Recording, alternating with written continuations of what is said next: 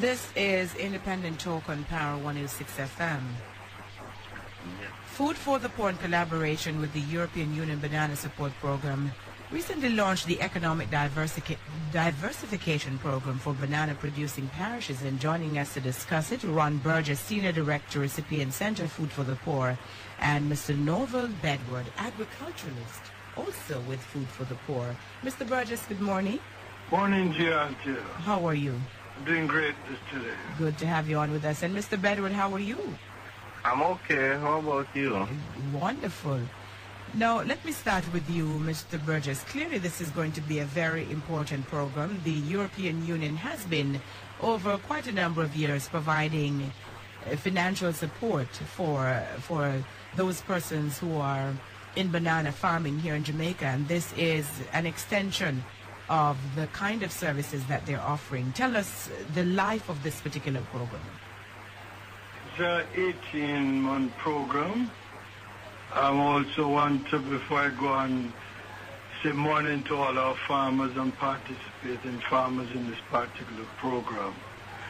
The whole objective of it is to assist farmers who once was in the banana producing areas, and also they were wiped out when the changes took place, the downturn in the industry. And the life of the program is 18 months. And what we have done is target these groups, one in Somerset in St. Thomas and one in Esher in St. Mary. And we have looked at sustainable farming and economical viable farming. And so what we have gone into Scotch bonnet pepper, into goat rearing, and into bee rearing. And we believe that this mix will give farmers a long, sustainable, economic, viable alternative. And now this is the kind of thing that we have been encouraging our farmers to do, to diversify, to go into different kinds of crop production. Even if they decided that they're going to have one major produce, but they should diversify. How are the farmers responding to the project so far? In my opinion, great. But I want Norval to elaborate on this some more, because he's the man on the ground who interacts with all the farmers. All right, Mr. Bedward, you come in here, because I believe this is very important work that you're doing. Right. Basically what happened is that we went into these communities, the farmers came on board, and the families and everyone, you can see a synergy in the community, because everyone, it brings the community together. Everyone is putting hands and heart together to make this project a success, because the farmers are realizing what they really can achieve from this economic diversification program. Because 1 acre of Scotch bonnet pepper, 15 colonies of bees, and of course it comes with some goats also. So we're really getting a good feel from the community and from the farmers. How did you decide who would get involved in the project? I know you chose 2 communities, Somerset in St. Thomas and Esher in St. Mary, but what was the selection process like in terms of those farmers who would be able to access the program?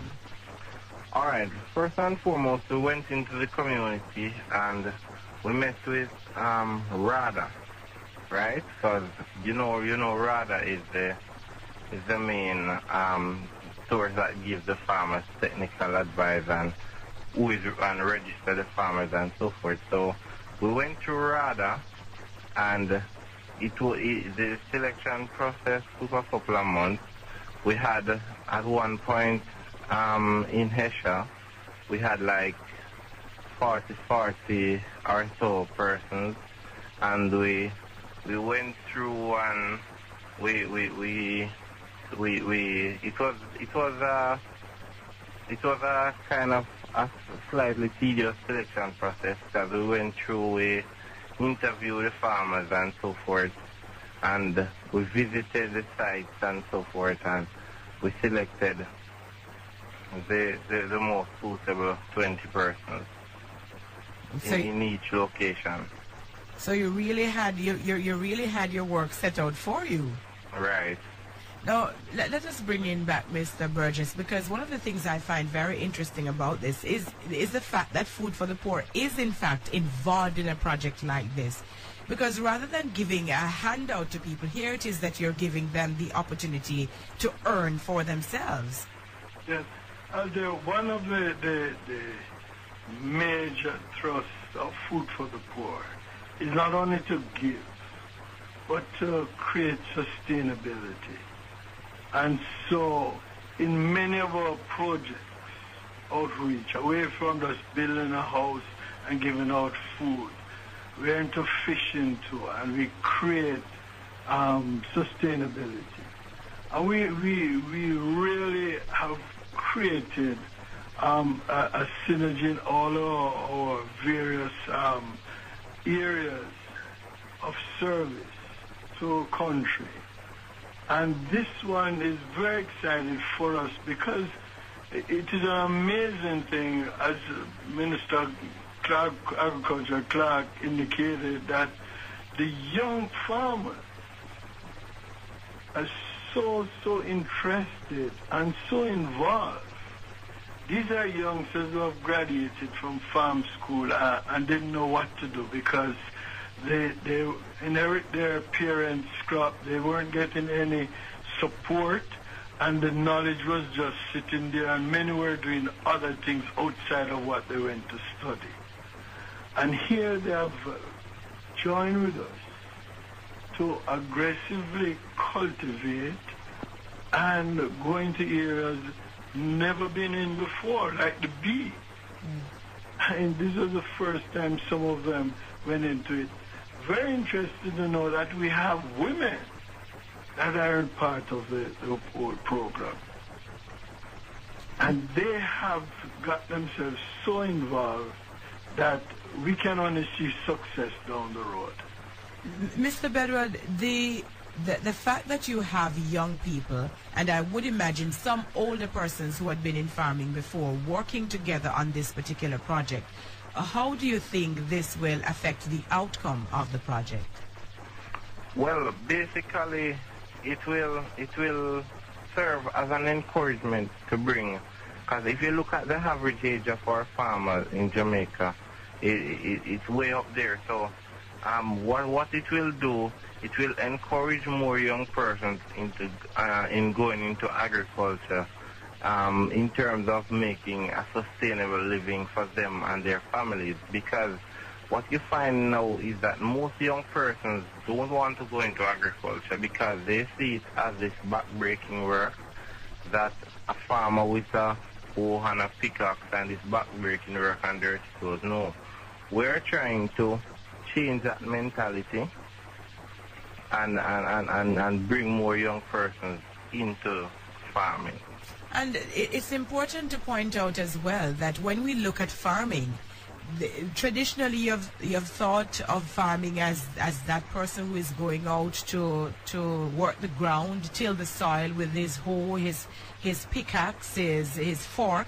But the agriculture has changed in so many ways over the years, hasn't it? Sorry about that. No, I'm saying, Mr. Bedwell, you're an agriculturalist, and traditionally persons would have thought of farming, a farmer, as a person who is going out to the field with his hoe, with his fork, and going to till the soil and put some plants in. But agriculture has moved way beyond that. Yes, agriculture has moved way beyond that. There's no more modern technology involved in agriculture, like greenhouse and so forth. So less back-breaking work and a lot of mechanization now, so you find that less back-breaking work. So more young persons are gonna want to come on board. Mr. Burgess, you explained that the life of the project in terms of financial support coming from the European Union would be 18 months. Yes. But of course, sustainability is going to be important going forward. Have you already started to work that out as to how you're going to continue to provide some kind of support to farmers after that 18-month period has ended? Oh, absolutely. We have already marketed the pepper. We know exactly where the channels of distribution will take place. We know where we can sell the honey. The demand for honey is just, for want of a better word, outrageous. It is just unbelievable what honey, the demand for honey is worldwide and in Jamaica itself. And of course, goat meat. You and I as Jamaican know a birthday party is a goat, a funeral is a goat, a marriage is a goat. And so from those, and this is why it was important to have the right combination of the animal husbandry and the crops. One of the very important things I wanted to point out, and thanks to the European Union, that they accepted our agriculturists. These are two youngsters who I think has really made an impact on the young farmers themselves. Because our youngsters from Fulwood, Norval, and Bent, these are young men who have just dedicated themselves to be farmers and have studied and know the technology, know all the ins and outs of the various areas that we're participating in. And I think this serves as a great attraction for young farmers. So you're using young men to teach other young people how to get into the system, and not only to get into the system, but to stay there. Indeed. Well, certainly this is just another area that we want to congratulate Food for the Poor, the kind of work that you're doing in so many different areas across the length and breadth of the island, and we wish you all the success with this particular program. Thank you both for this morning. Thank you very much, and thanks to the European Union for giving us a chance to do this. Okay, Ron Burgess there, Senior Director, Recipient Center, Food for the Poor, and Norval Bedwood, agriculturalist, also with Food for the Poor. When we come back, we're going to go to our newsmaker. We're going to be joined by Senator Arthur Williams.